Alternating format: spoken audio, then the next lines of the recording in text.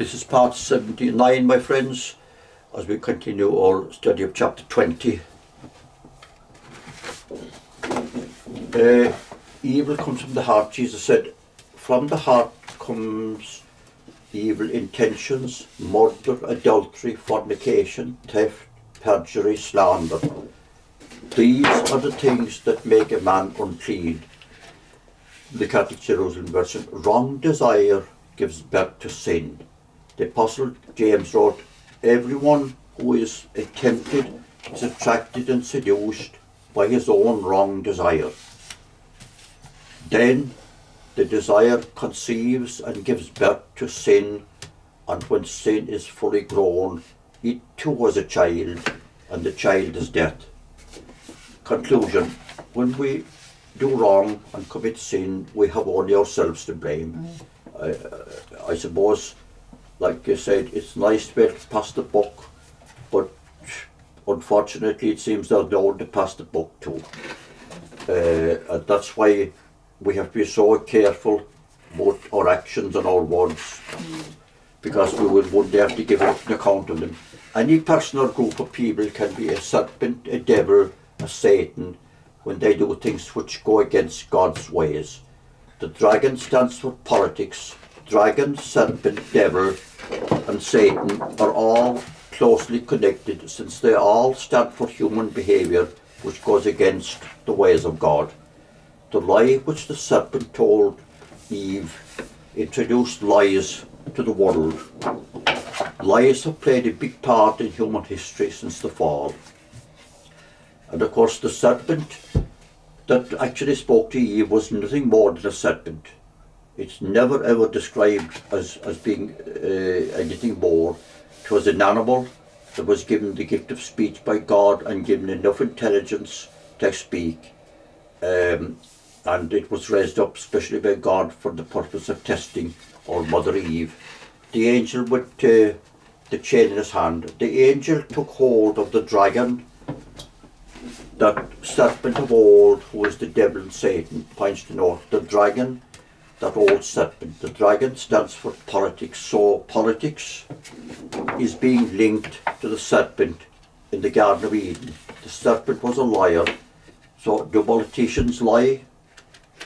My dear friends, I'm sure you know the answer to that. I'm not going to name names, but it doesn't need me to give you the answer to that, unfortunately. Do politicians lie? You know it, my friends. Yes, they do. And God knows that they do, and Jesus knows that they do. The serpent is the devil and Satan. The serpent was the devil and Satan for that brief period while he conversed with Eve. God gave him the power of speech, and God did the same with Balaam's donkey, which held an intelligent conversation with Balaam, her owner. A very intelligent conversation with him. And the serpent was nothing more or less than a serpent. And the Apostle Paul wrote, the serpent with his cunning seduced Eve. And Paul called him a serpent. God sent the serpent so as to put out first parents to the test, and the serpent turned Adam and Eve against God. It is for this reason that he is called the devil and Satan. That's in Revelation only, of course, but not in an actual account in Genesis. He's called simply a serpent. But only for that brief moment, as he then disappeared, because the snake, let's call it a serpent, a snake, just simply went back to being an animal. And no animal, of course, can ever be called to judgment and held responsible, because they haven't got they have intelligence, but they all clearly have no moral judgment, and they're not morally responsible, and neither was that serpent. The first dragon in Revelation was the pagan Roman Empire. They chose a small statue of a dragon as an emblem of the empire, and that statue was of a serpent. It was actually the dragon they chose, which they carried into battle, was a small statue of a serpent, though they called it a dragon. The serpent in the Garden of Eden has long since gone from the scene. So who are the devil and Satan today? They are we ourselves. They are human nature, fallen human nature. The saints are coming to chain up human beings. I saw an angel coming down from heaven, having the key of the abyss on a great chain in his hand. He laid hold on the dragon, that old serpent who was the devil and Satan, and bound him for 1,000 years. He cast him into the abyss and shut him up and set a seal on him, so that he should deceive the nations no more till the 1,000 years were finished. And points to note, I saw an angel coming down from heaven, and this will be clearly the saints coming from Jerusalem and going to all countries of the world, having the key of the abyss. The abyss stands for the people of the world. A key for a house gives you control over that house, and the key which the saints will have means that they will have control over all people on earth. A great chain in his hand. The saints will have the power to restrain and correct any person who will need restraining. That will be the chain. He laid hold of the dragon, that serpent of old, who is the devil and Satan, and bound him for 1,000 years.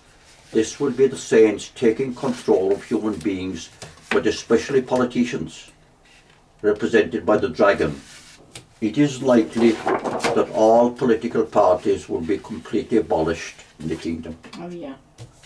Because clearly in the days of God, their track record is so bad that there'll be only one set of politicians in the kingdom, and there will be the saints in Jerusalem. But I think it would be unwise to even use the word politicians of them.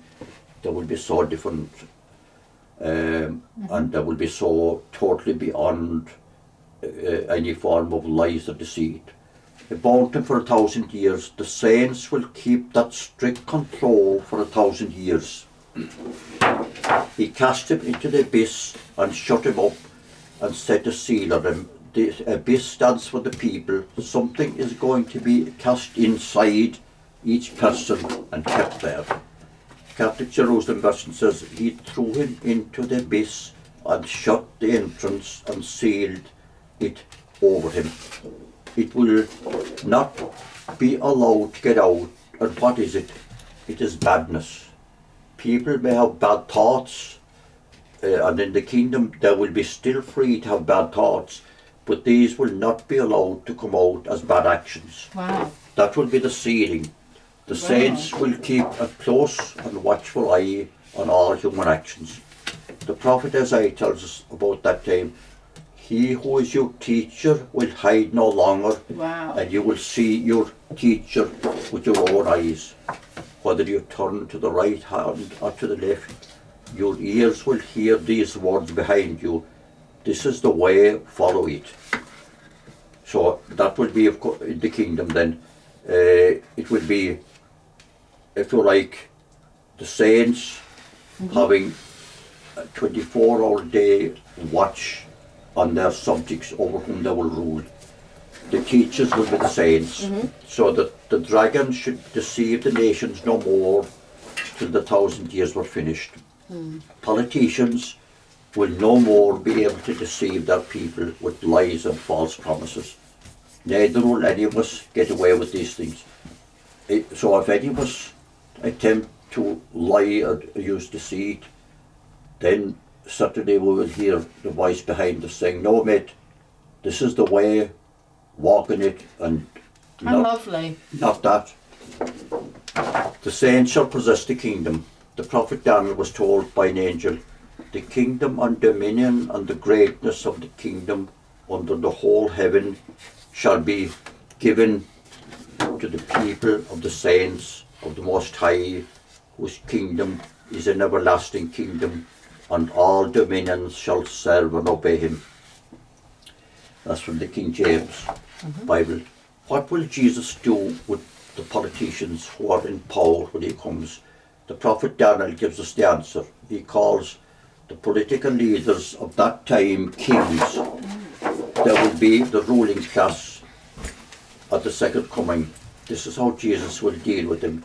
In the days of these kings shall the God of heaven set up a kingdom which shall never be destroyed. The kingdom shall not be left to another people, but it shall break in pieces and consume all these kingdoms, and it shall stand forever. That's from the Jewish Koran Bible. Points to note, the God of heaven shall set up a kingdom. This will be the 1,000-year reign of Jesus, the Son of God. It will be God's kingdom. That kingdom shall never be destroyed. The kingdom shall not be left to another people. No race other than the saints will ever take it over by invasion or revolution. The kingdom shall break in pieces and consume all these kingdoms. It will put down all human rule. It will put down all human politics. That will be the binding of the dragon by the saints. It shall stand forever. The kingdom will never end. Jesus said, my kingdom is not of this world. Mine is not the kingdom of this world. If my kingdom were of this world, my men would have fought to prevent my being surrendered to the Jews, but my kingdom is not of this kind. From the Catholic Jerusalem Bible, points to note, Jesus said, my kingdom is not of this world. He did not say my kingdom is not of this earth. No. What did Jesus mean by of the world, of this world? Jesus said of his disciples, they are not of the world, but they were all definitely living in the world. They did not follow the ways of the world. Beautiful. That's what he meant. The Catholic RSV says they are not of the world. The Apostle Paul wrote, the wisdom of the world is foolishness to God. The Catholic Jerusalem Bible. The kingdom of Jesus will be based firmly on the ways of heaven and not on the ways of the world. Jesus was speaking to Pontius Pilate when he said, my kingdom is not of this world. And Pilate was the Roman governor of Judea, so he represented the politics of this world. Jesus said to Pilate, if my kingdom were of this world, my men would have fought to prevent me being surrendered to the Jews. When Jesus comes again, his men will fight for him, and they will be the saints.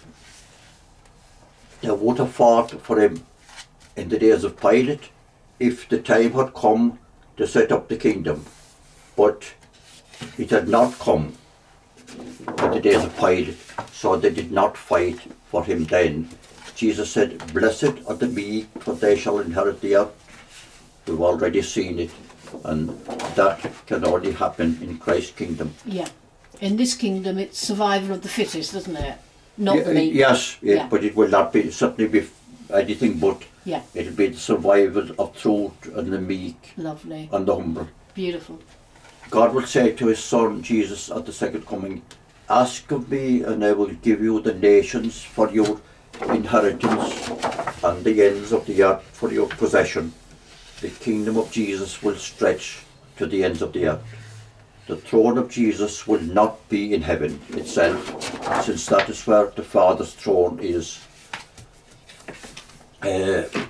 Jesus said, to him who overcomes I will grant to sit with me on my throne, as I also overcame and sat down with my Father on his throne. So Jesus is now sitting on his Father's throne in heaven itself. But after the second coming, Jesus will have his own throne in Jerusalem, the throne of David. The kingdoms of this world have become the kingdom of our Lord and of his Christ, and he shall reign forever and ever. That's from the book of Revelation chapter 11. The kingdom of Jesus will cover all the countries of the world, and Christ's kingdom will be in this world, but not of it. It will be as different from all previous kingdoms as truth is from falsity. Thank you. So Christ